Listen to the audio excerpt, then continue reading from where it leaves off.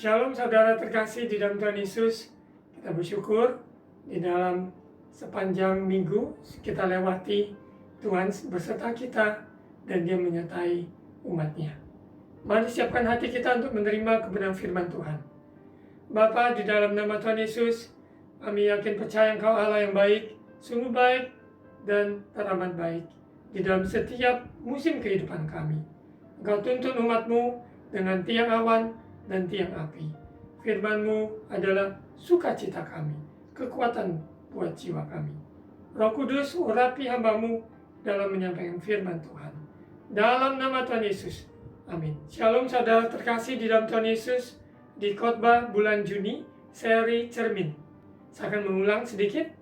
Arti kata cermin, satu, kaca bening yang salah satu mukanya dicat dengan air raksa, dan sebagainya. Yang kedua, arti cermin adalah sesuatu yang menjadi teladan atau pelajaran. Yang ketiga, cermin berarti sesuatu yang membayangkan perasaan, yaitu isi hati, keadaan batin, dan sebagainya. Kita menggunakan cermin sehari-hari untuk melihat kondisi keberadaan wajah kita. Namun, dalam kehidupan kita sebagai orang percaya, ada cermin hati yang memberikan gambaran apa yang sesungguhnya kondisi hati kita yang sesungguhnya. Apakah hati kita gembira? Apakah hati kita sedih? Apa hati kita bimbang? Apa hati kita teguh? Apakah hati kita galau? Apa hati kita tenang bersama Tuhan? Kondisi hati kita apapun, oleh cermin hati terlihat hati kita yang sesungguhnya. Manusia terdiri dari kehidupan, yaitu hatinya, yang tercermin keluar terlihat dari wajah maupun ucapannya. Kita akan masuk di suara pembalan untuk minggu yang kedua ini dengan berjudul Berani Bercermin. Sekali lagi judul suara pembalan minggu yang kedua di bulan Juni, Berani Bercermin. Arti kata bercermin dari akar kata cermin, bercermin yaitu kata kerja, melihat muka atau diri sendiri di cermin. Yang kedua, ada cerminnya, yaitu memakai cermin. Almari pakaiannya tidak bercermin, berarti tidak memiliki cermin. Yang ketiga, arti bercermin yaitu mengambil pelajaran, contoh atau teladan. Kita dapat bercermin pada pengalaman-pengalaman masa lalu. Contoh kalimat. Arti yang keempat, bercermin memeriksa dengan teliti atau meneliti. Contoh, jika tiap orang mau bercermin di hati sendiri, pasti diketahuinya bahwa dirinya pun tidak bersih dari cacat dan celah. Itu contoh kalimat dari Kamus Besar Bahasa Indonesia.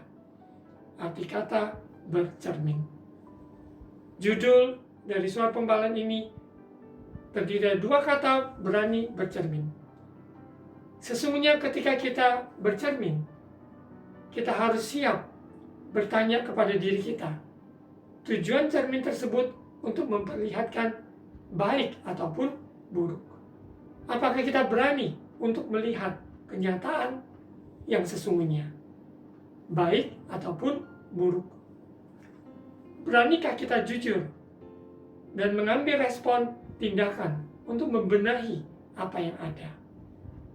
Untuk konteks wajah, tentu kita akan mengambil tisu ataupun kain untuk melap atau membersihkan bagian dari wajah kita yang tidak bersih. Mungkin ada kotoran. Bagaimana dengan kondisi hati kita? Apa kita siap untuk izinkan terang firman Tuhan menerangi kita? Izinkan kuasa kasih dan kuasa Roh Kudus berkarya untuk menginsafkan kita, sehingga kita sungguh-sungguh melihat dengan jelas kondisi hati kita. Kita harus berani bercermin kepada firman Tuhan, karena firman Tuhan tahu yang baik buruk dalam hidup kita. Firman Tuhan, kita tidak bisa memilih-milih yang kita suka atau yang tidak kita suka. Tapi firman Tuhan adalah cermin dalam hidup kita. kita bercermin kepada firman Tuhan, karena firman Tuhan iya dan amin. Firman Tuhan akan menyingkapkan kepada kita bagaimana kehidupan kita yang sesungguhnya. Bercermin, kita juga lihat dari proses kehidupan yang sudah kita lewati, yang sedang kita jalani, dan kita tidak tahu apa yang akan kita jalani di hari-hari mendatang. Namun kalau kita berani bercermin dalam proses kehidupan, kita merefleks kembali, bercermin, melihat kembali apa yang kita sudah lewati, sehingga kita dapat mengambil faedah, manfaatnya. Apa yang kita pelajari, apa yang Tuhan bicarakan kepada kita, sehingga kita dapat menangkapnya. Dalam bercermin kita juga kepada nasihat bijak yang Tuhan pakai, orang tua kita, maupun sahabat kita yang peduli, maupun juga hamba-hamba Tuhan yang membawakan kebenaran firman Tuhan, maupun lewat channel seperti sekarang ini yang saudara tonton, maupun channel manapun yang Tuhan pakai untuk menjadi cermin bagi kita, memberikan nasihat bijak kepada kita. Bahkan juga kita bercermin lewat alam semesta karya ciptaan Tuhan, sehingga kita sadar ternyata ada sesuatu yang Tuhan singkapkan kepada kita. Ketika kita melihat burung di udara, Tuhan pelihara, berarti Dia juga sanggup memelihara hidup kita. Ketika kita melihat maupun mendengarkan ayam berkokok, kita teringat kepada Petrus yang menyangkal Yesus 3 kali. Banyak hal yang kita bisa bercermin ketika kita melihat kondisi alam semesta sekitar kita. Bahkan di seri di bulan yang lalu, seri akar, ketika kita melihat tanaman, ada akar, Tuhan mengajarkan kita sesuatu lewat alam semesta karya ciptaannya. Mari kita buka di Yakobus pasal 1. Yakobus pasal 1 ayat 19. Pendengar atau pelaku firman, hai saudara-saudara yang kukasihi, ingatlah hal ini, setiap orang hendaklah cepat untuk mendengar, tetapi lambat untuk berkata-kata, dan juga lambat untuk marah. Kita cepat untuk mendengar, perhatikan sungguh-sungguh apa yang Tuhan katakan, ucapkan. Nasihat bijak maupun dalam proses kehidupan bercermin kepada kebenaran firman Tuhan, absolut kebenaran yang kita pegang. Kita cepat mendengar dan lambat berkata-kata ataupun berkomentar, bahkan lambat untuk marah. Banyak hal yang kita tidak mengerti, namun kalau kita mau mengambil waktu untuk bercermin, selah, pause ya, kita mengambil waktu jeda untuk supaya bisa merenungkan, bisa bercermin, sehingga kita bisa belajar dari apa yang sedang terjadi. Ayat 20, sebab amarah manusia tidak mengerjakan kebenaran di hadapan Allah. Tidak menambah, tidak menolong apapun dengan amarah manusia.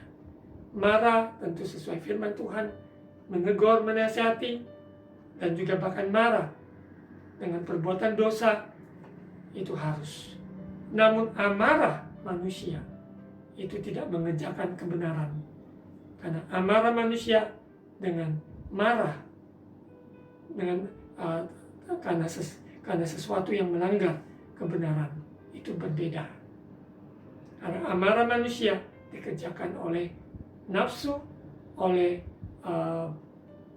hawa panas di dalam hati yang tidak beres, semuanya dikerjakan oleh hal tersebut, bukan berdasarkan kebenaran.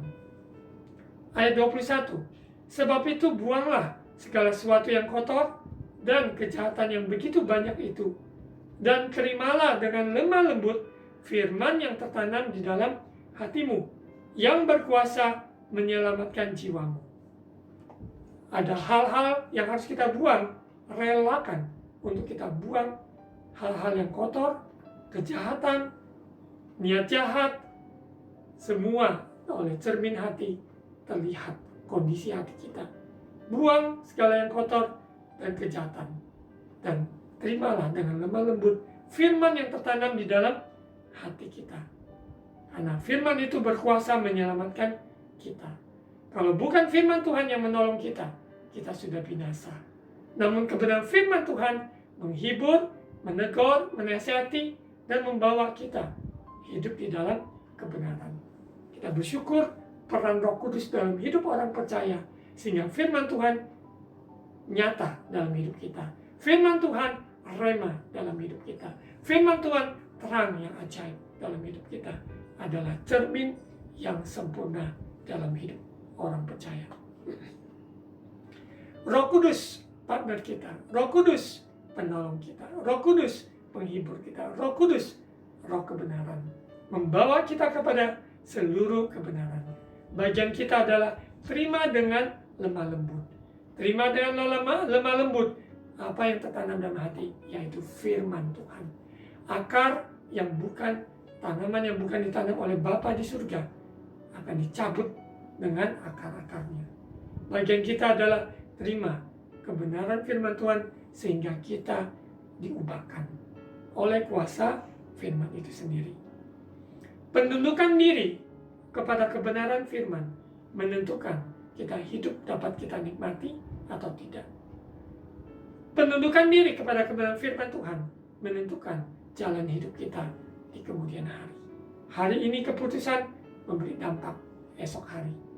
Banyak keputusan dalam perjalanan hidup sehingga mengakibatkan hal-hal yang fatal, hal-hal yang merugikan sesama kita, bahkan merugikan diri kita sendiri. Karena keputusan yang kita ambil tidak sesuai dengan kebenaran firman Tuhan. Kita lanjut di ayat 22. Tetapi hendaklah kamu menjadi pelaku firman dan bukan hanya pendengar saja. Sebab jika tidak demikian, kamu menipu diri sendiri. Kita berani bercermin, berarti kita siap untuk melakukan firman Tuhan. Orang yang tidak siap melakukan firman Tuhan, ketika dia bercermin, maka tidak ada efeknya. Dia dengar begitu banyak YouTube channel, dia dengar begitu banyak khotbah, begitu banyak firman Tuhan yang dia tahu, tetapi tidak ada satupun firman yang benar-benar tertanam dalam hatinya. Mental, karena hatinya tidak terima firman Tuhan. Hanya sebagai pendengar, jadi ketika dia bercermin, dia lupa apa yang dia lihat. Sesungguhnya itu bukan seperti itu yang Tuhan kehendaki. Tuhan ingin kita berani bercermin, berarti kita berani untuk berubah, untuk menjadi serupa dengan Kristus. Kita berani bercermin, berarti kita siap untuk dikoreksi. Berani bercermin, berarti kita siap melakukan firman Tuhan. Kalau tidak, berarti kita menipu diri sendiri. Orang yang sangat malang adalah orang yang menipu dirinya sendiri, menganggap bahwa hidupnya oke-oke saja, padahal dia tidak meresponi firman, padahal ia tidak menanggapi, tidak mau diubahkan oleh firman Tuhan. Sehingga firman Tuhan yang dia dengar, dia pilah-pilah, memilih apa yang menyenangkan dia terima, apa yang menegur, menasihati, dia tidak terima. Sesungguhnya bukan itu yang Tuhan mau. Tuhan ingin kita menerima sepenuhnya firman Tuhan, baik itu adalah penghiburan maupun nasihat dan teguran. Orang yang menipu diri sendiri, dia melihat di cermin, tetapi dia tidak lakukan firman Tuhan, dan dia menganggap dirinya baik-baik saja. Tapi sesungguhnya dia menolak kebenaran firman Tuhan itu. Sehingga kehidupannya dari tahun ke tahun, minggu ke minggu, waktu ke waktu, sama saja. Tidak ada mengalami perubahan, tidak menjadi berkat. Sehingga orang-orang sekitarnya dapat merasakan kehidupannya adalah kehidupan yang pahit, kehidupannya adalah kehidupan yang mencemooh, kehidupannya adalah kehidupan yang selalu mencela, menghujat, dan juga mereka-reka dan memfitnah. Itulah kondisi orang yang malang karena menipu diri sendiri. Karena tidak melakukan firman Tuhan, maka kehidupannya dia tidak bisa menikmati. Kita lihat lanjut di ayat 23. Sebab Jika seorang hanya mendengar firman saja dan tidak melakukannya, ia adalah seumpama seorang yang sedang mengamat-amati mukanya yang sebenarnya di depan cermin. Dia tidak tahu rupanya seperti apa. Sesungguhnya dia ada di depan cermin. Firman Tuhan ada di sekeliling kita, ada di depan kita. Teguran nasihat, cermin hati. Tetapi kalau kita berani bercermin, berarti kita berani, kita siap untuk diubahkan oleh firman Tuhan. Yang kita dari cerminan itu terlihat sehingga menolong kita untuk membereskan ataupun membenahi diri sesuai dengan kebenaran firman Tuhan. Firman Tuhan katakan, rendahkanlah dirimu. Siapa yang Tuhan suruh untuk rendahkan diri? Yaitu diri kita sendiri. Ketika firman Tuhan katakan, layanilah sesamamu. Siapa yang Tuhan suruh untuk layani? Yaitu diri kita sendiri. Firman Tuhan, perintah Allah yang disampaikan, yaitu untuk kita lakukan. Kalau Tuhan memberikan perintah, berarti dia memberikan kemampuan untuk melakukannya. Berarti Roh Kudus-Nya menolong kita untuk dapat melakukan firman Tuhan. Ini sudah pasti. Kita dimampukan, ada kasih karunia, ada pertolongan Roh Kudus untuk menjadi pelaku firman Tuhan. Kalau tidak, kita seperti seorang yang mengamati mukanya yang sebenarnya di depan cermin. Hidupnya bimbang, hidupnya ragu, hidupnya tidak aman, hidupnya tidak tenang. Selalu curiga, selalu takut, seseorang menipunya, selalu khawatir bahwa akan sesuatu terjadi, hal-hal yang buruk. Tapi sesungguhnya Tuhan ingin kita mempercayai firman Tuhan, penolong kita. Kita lihat ayat 24. Baru saja ia memandang dirinya, ia sudah pergi atau ia segera lupa bagaimana rupanya. Tetapi barang siapa meneliti hukum yang sempurna, sungguh-sungguh meneliti hukum yang sempurna, yaitu hukum yang memerdekakan orang, dan ia bertekun di dalamnya, yaitu di dalam firman. Jadi bukan hanya mendengar untuk melupakannya, tetapi sungguh-sungguh melakukannya, ia akan berbahagia oleh perbuatannya. Tentu kita semua saudara terkasih, siapa yang ingin berbahagia? Tentu kita semua ingin bahagia. Orang yang berbahagia adalah orang yang mendengarkan firman dan melakukannya. Orang yang berbahagia adalah orang yang menyadari kekurangannya, kelemahannya, dan dia mau berubah. Orang yang berbahagia adalah orang yang mau melihat kepada Tuhan, mencari pertolongan dari Tuhan, yang menjadi sumber atas segalanya. Kita lanjut. Ayat 26. Jikalau ada seorang menganggap dirinya beribadah, tetapi tidak mengekang lidahnya, ia menipu dirinya sendiri. Maka sia-sialah ibadahnya. Berapa jam kita habiskan dalam berdoa, membaca firman, ataupun nonton YouTube channel A, channel B, channel C. Tetapi kalau kita tidak mengekang lidah kita, tidak menjaga mulut, tidak menjaga hati, maka sesungguhnya semua ibadah kita dikatakan adalah sia-sia, percuma. Kita dengar banyak, tidak kita lakukan. Kita tidak izinkan firman Tuhan mengoreksi untuk kita benahi diri. Namun saudara terkasih, hari ini harinya Tuhan. Hari yang bahagia karena kita meresponi kebenaran firman Tuhan, berani bercermin, berarti berani berubah. Berani bercermin berarti berani melakukan firman Tuhan. Berani bercermin berarti kita berani untuk tunduk taat kepada kebenaran firman Tuhan. Tuhan katakan ampuni, kita siap untuk mengampuni. Tuhan katakan pergi, kita siap untuk pergi. Yang kita yakin percaya, Tuhan yang menyuruh, Dia melengkapi, Dia menyediakan, Dia beserta kita. Bagian kita adalah mempercayai dan taat melakukannya. Kita lihat di ayat 27. Ibadah yang murni dan yang tak bercacat di hadapan Allah Bapa kita ialah mengunjungi yatim piatu dan janda-janda dalam kesusahan mereka dan menjaga supaya dirinya sendiri tidak dicemarkan oleh dunia, yaitu menolong mereka yang membutuhkan, khususnya yaitu yatim piatu dan janda-janda.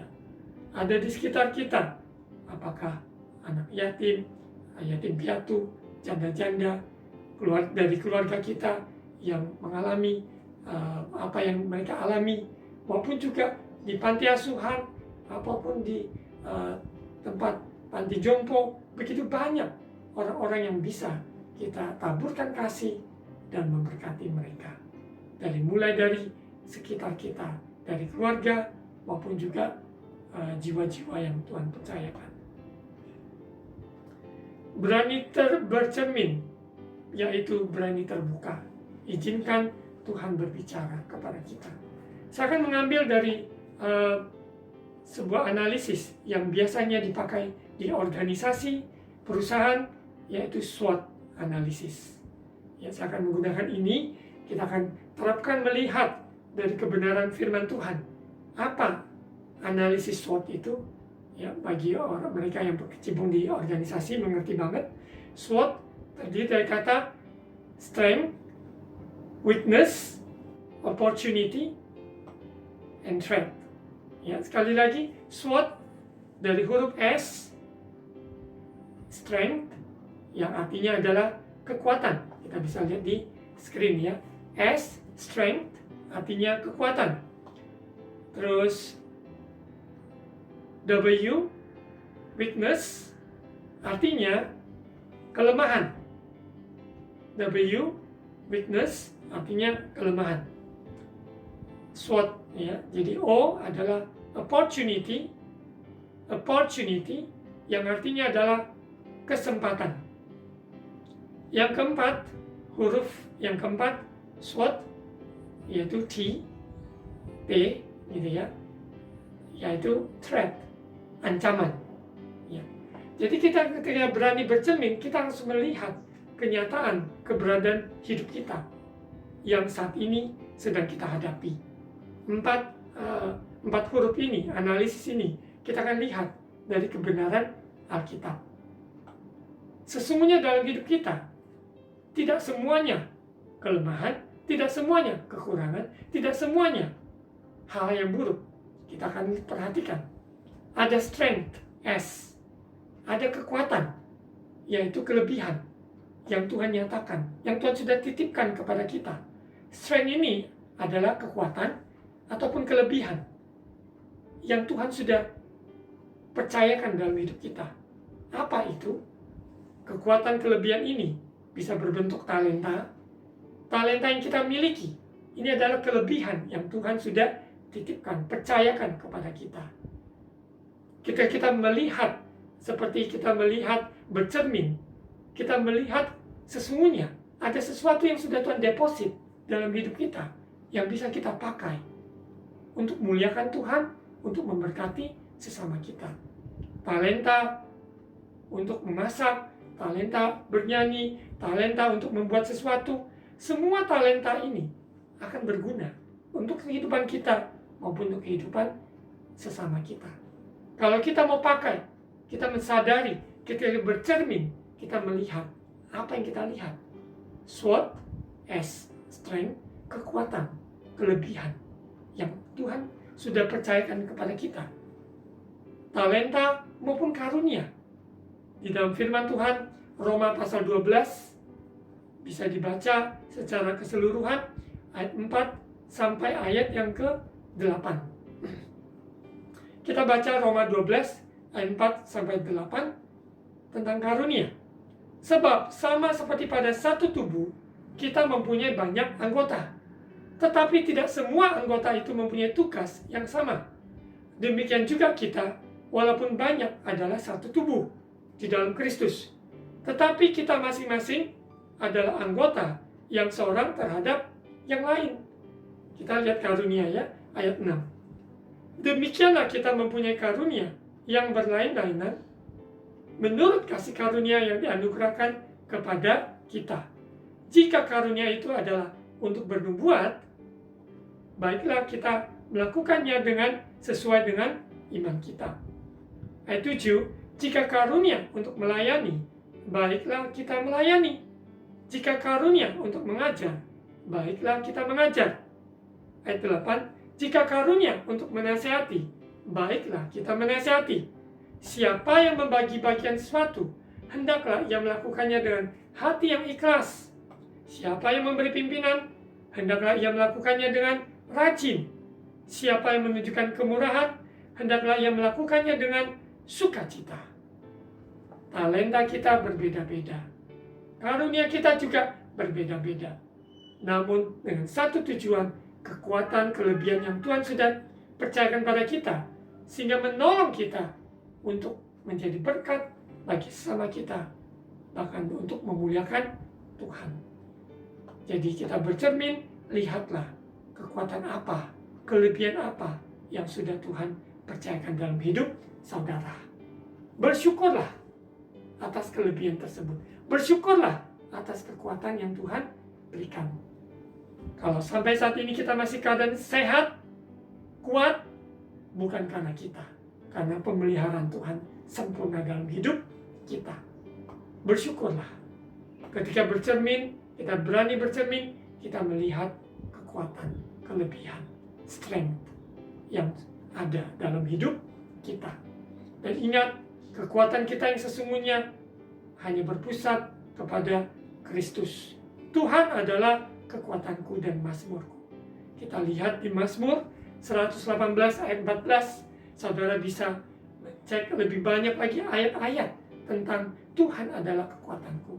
Hanya kita ketik Tuhan adalah kekuatanku, begitu banyak ayat-ayat yang mengingatkan kepada kita bahwa Dia adalah kekuatan kita. Mazmur 118 ayat 14. Tuhan itu kekuatanku dan mazmurku. Ia telah menjadi keselamatanku. Bila kita proklamirkan ini, ketika kita bercermin, kita melihat wajah kita, kita juga melihat Tuhan adalah kekuatanku. Yang kita lihat adalah ada pengharapan. Tuhan beserta kita. Dia adalah kekuatan kita, mazmur kita.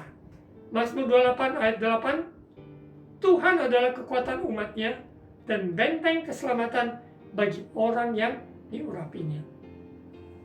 Amin. Ya, kita akan masuk, berani bercermin. Kita lihat di huruf W, SWOT, S-W-O-T. Huruf W ini adalah weakness. Kita lihat huruf W ini, kehidupan kita tidak semuanya mulus. Ada kelemahan atau kekurangan atau keterbatasan dalam hidup ini. Namun kita lihat di firman Tuhan, ketika kita lemah, sesungguhnya Dia kuatkan. Yang lemah, katakan aku kuat. Karena apa yang Yesus sudah lakukan di atas kayu salib. Ya. 2 Korintus pasal 12 ayat 9 dan 10. Kita lihat ayat 9. Tetapi jawab Tuhan kepadaku, cukuplah kasih karuniaku bagimu. Sebab justru dalam kelemahanlah kuasaku menjadi sempurna. Sebab itu terlebih suka aku bermegah atas kelemahanku, supaya kuasa Kristus turun menaungi aku. Ayat 10. Karena itu aku senang, rela di dalam kelemahan, di dalam siksaan, di dalam kesukaran, di dalam penganiayaan dan kesesakan oleh karena Kristus. Sebab jika aku lemah, maka aku kuat. Dalam kehidupan kelemahan kita, mari temukan kekuatan Tuhan yang menutupi segala kelemahan kita. Kita tahu, maupun secara fisik, secara keuangan, terbatas. Banyak hal yang terbatas. Ada kekurangan dan kelemahan, ada keterbatasan. Namun kita memiliki Allah yang tak terbatas, yang bekerja melampaui apa yang kita lihat, pikirkan, dan kita alami. Karena Dia Alfa dan Omega, Dia yang memegang kehidupan kita, dan Tuhan menyertai kita. Asalkan Tuhan menyertai kita, maka semuanya, everything will be alright. Semuanya akan baik-baik saja. Sekali lagi, huruf yang ada di SWOT, S, strength, kekuatan, W, W, adalah weakness, kelemahan atau kekurangan atau keterbatasan. Biasanya SWOT ini analisis dipakai di organisasi, perusahaan dan sebagainya untuk mendeteksi, menilai apa yang ada di perusahaan tersebut. Saat ini berani bercermin berarti melihat kepada diri kita sendiri. Apa sesungguhnya yang menjadi kelemahan kita ataupun kekurangan dan keterbatasan kita. Jangan kecil hati, jangan takut, sebab Tuhan beserta kita. Kita lihat di huruf berikutnya adalah O. O itu adalah opportunity. Opportunity itu artinya kesempatan. Ketika kita bercermin, kita berani bercermin, sesungguhnya kita akan melihat begitu banyak kesempatan-kesempatan yang Tuhan nyatakan dalam hidup kita. Kadang kita perhatikan terus kita pergunakan, seringkali kesempatan ada, tapi kita lewatkan kesempatan begitu saja, dan sayang sekali. Mari, ketika kita bercermin, terlihatlah kesempatan demi kesempatan demi kesempatan yang sudah Tuhan bukakan. Apa yang ada di tangan kita? Apa yang ada di dalam sekeliling kita? Kesempatan demi kesempatan Tuhan sudah bukakan. Mari, bagian kita adalah raih kesempatan itu, pakai kesempatan itu, pergunakan dengan bijak kesempatan demi kesempatan. Kesempatan apa sesungguhnya? Contoh-contohnya, kesempatan melayani, jangan sia-siakan. Hidup ini adalah kesempatan. Kesempatan ini jangan kita sia-siakan. Pakai untuk melayani Tuhan. Pakai untuk dengarkan panggilan Tuhan dan serahkan hidup kita. Di bidang panggilan kita masing-masing. Di marketplace, profesi, maupun di dalam ladang pelayanan apapun. Sebagai full-time, pekerja, ataupun di yayasan, di gereja. Semuanya mendapat kesempatan dari Tuhan. Kesempatan melayani lewat profesi Anda, lewat pekerjaan yang saat ini digeluti. Kesempatan untuk menolong, kesempatan untuk mengasihi, pakai kesempatan itu. Karena kesempatan yang datang, dia bisa pergi. Kalau kesempatan tidak kita pakai, sayang sekali. Ketika dia lewat, kita nangis, dia tidak akan kembali. Mari pakai kesempatan itu. Kesempatan untuk dilatih, kesempatan untuk dibimbing. Saya bersyukur mendapat kesempatan mengecap maupun didikan maupun juga pelatihan. Semuanya adalah kesempatan yang Tuhan bukakan dan berikan. Ketika saya meresponi dan memakai kesempatan yang Tuhan berikan itu, sehingga nama Tuhan dimuliakan. Kesempatan saat ini dengan YouTube channel yang ada, kita bisa gunakan untuk memberkati umat Tuhan. Kita pakai banyak hal, kesempatan yang Tuhan buka untuk kita berkarya lewat pekerjaan kita, lewat pelayanan yang ada, doa, lewat bimbingan. Begitu banyak yang bisa kita lakukan untuk kemuliaan namanya. Dan kesempatan bertobat, ini kesempatan yang luar biasa. Ketika kita bercermin, yaitu kepada kebenaran firman dalam proses kehidupan ini. Apa yang kita lihat? Kesempatan untuk bertobat. Tuhan katakan, pergilah, jangan berbuat lagi. Berarti kesempatan ini jangan kita sia-siakan. Seperti perempuan yang berzina, yang kenapa berzina? Yesus berkata, pergilah, karena jangan berbuat lagi, sin no more. Jangan berbuat lagi. Mari, kesempatan untuk bertobat, kesempatan untuk berubah, kesempatan untuk lahir baru, jangan sia-siakan. Kita berani bercermin, yaitu berani berubah. Berani bercermin, berani melakukan firman Tuhan. Berani bercermin di huruf O tersebut. Perhatikan kesempatan yang Tuhan sudah berikan. Pakai kesempatan itu, jangan sia-siakan. Kita lihat di Pengkhotbah pasal 9 ayat 10. Segala sesuatu yang dijumpai tanganmu untuk dikerjakan, Kerjakanlah itu sekuat tenaga, karena tak ada pekerjaan, pertimbangan, pengetahuan, dan hikmat dalam dunia orang mati kemanapun engkau pergi. Di masa pandemi seperti ini, kita tidak pilih-pilih. Apa yang bisa kita kerjakan, lakukanlah dengan sekuat tenaga. Yang bisa kita lakukan untuk bisa menghidupi kehidupan kita dalam masa-masa pandemi ini, lakukan, karena Tuhan yang memberkati.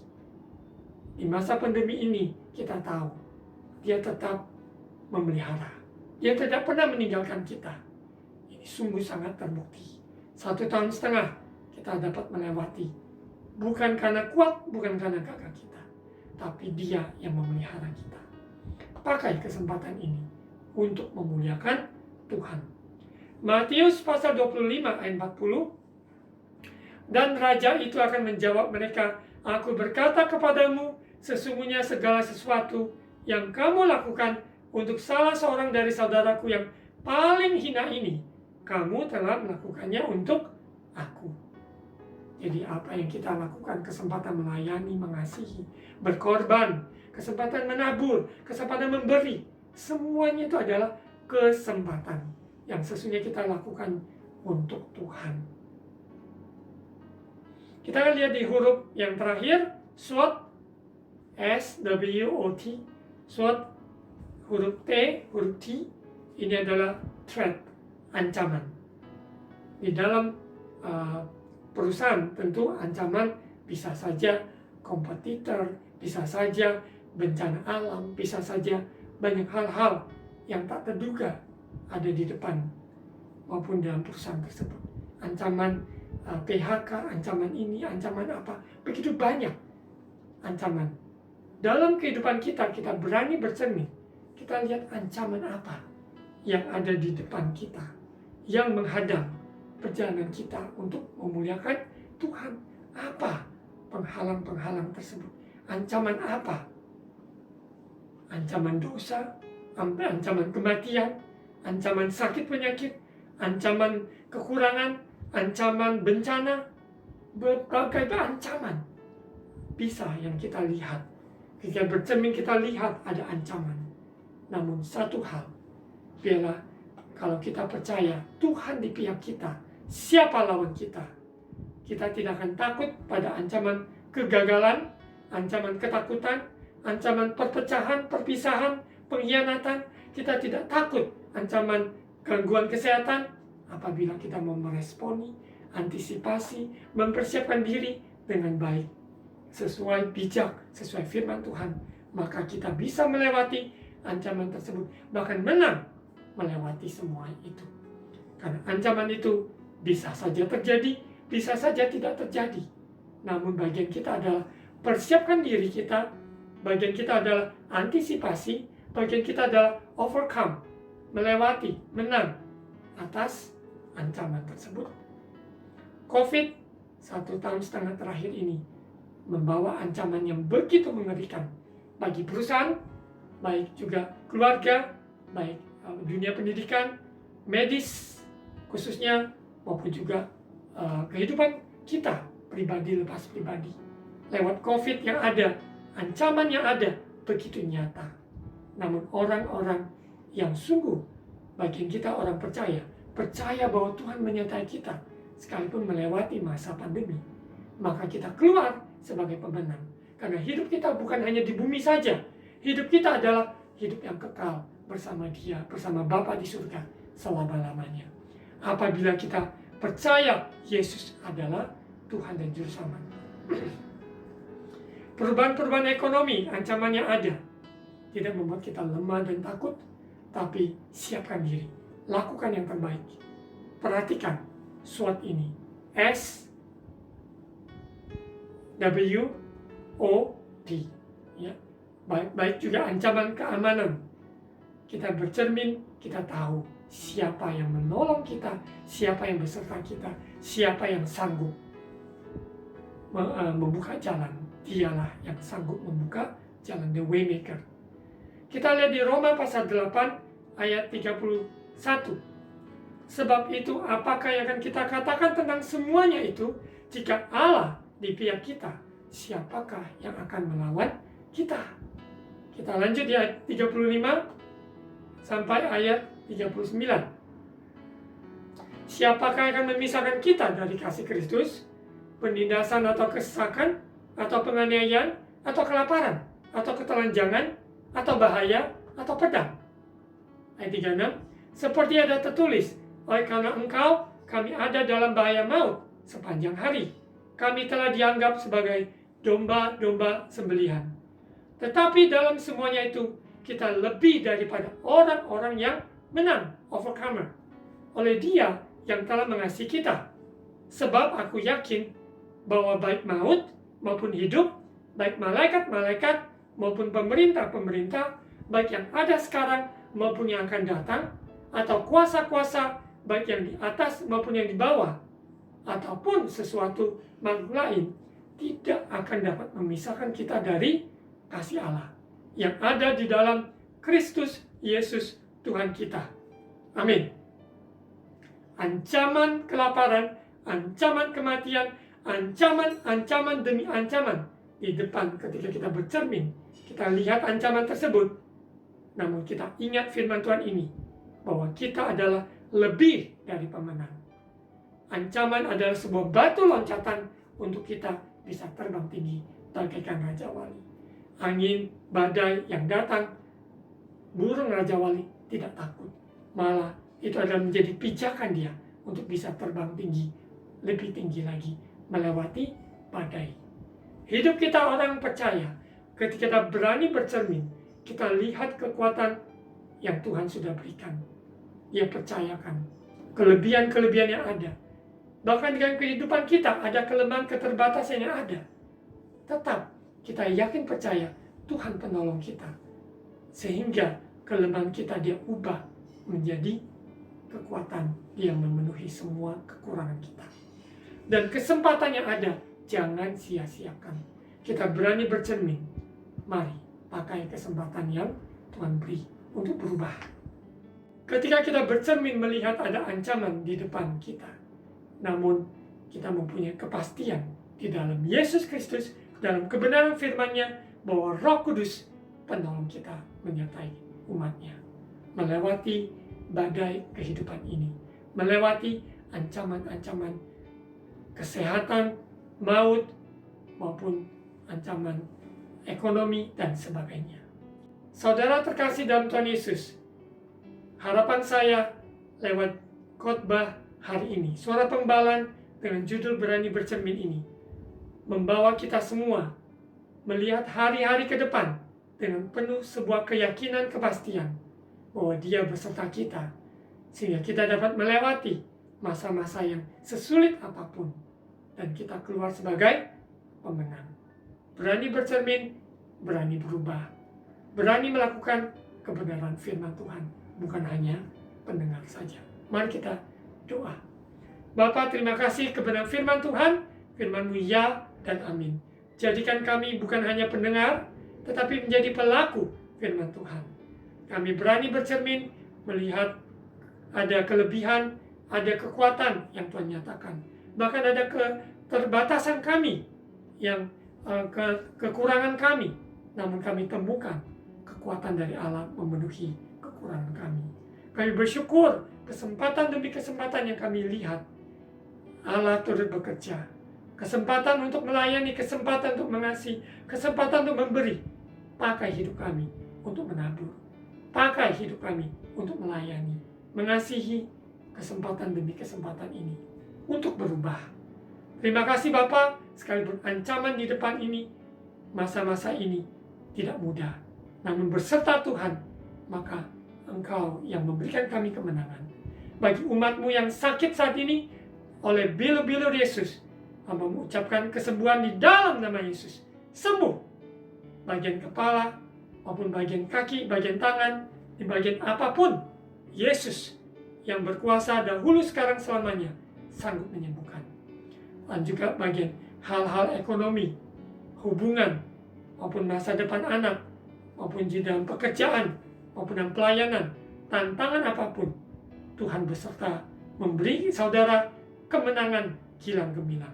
Di dalam nama Yesus, bersama Yesus, dapat melewati semuanya, dapat melakukan perkara-perkara yang gagah perkasa. Terima kasih Bapa, berkati bangsa negara kami Indonesia, berkati kota di mana kami berada, pulau di mana kami berada, berkati bangsa kami, pemerintah kami, Bapak Presiden, Wakil Presiden, berkati semua aparat yang ada. Kami mengucap syukur, kami ada di dalam negara ini, dan kami berdoa dan memberkati. Di dalam nama Tuhan Yesus. Mari saudara terkasih, angkat kedua tangan untuk terima ucapan berkat imam. Tuhan memberkati engkau dan melindungi engkau. Tuhan menyinari engkau dengan wajah-Nya dan memberi engkau kasih karunia. Tuhan menghadapkan wajah-Nya kepadamu dan memberi engkau damai sejahtera. Mari saudara terkasih, terimalah berkat kasih karunia dari Allah Bapa, cinta kasih dari Tuhan Yesus yang sempurna, persekutuan dan Allah Roh Kudus menyertai kita sekarang sampai Maranatha Yesus datang kembali. Dalam nama Tuhan Yesus, semua yang terima berkat Tuhan katakan amin.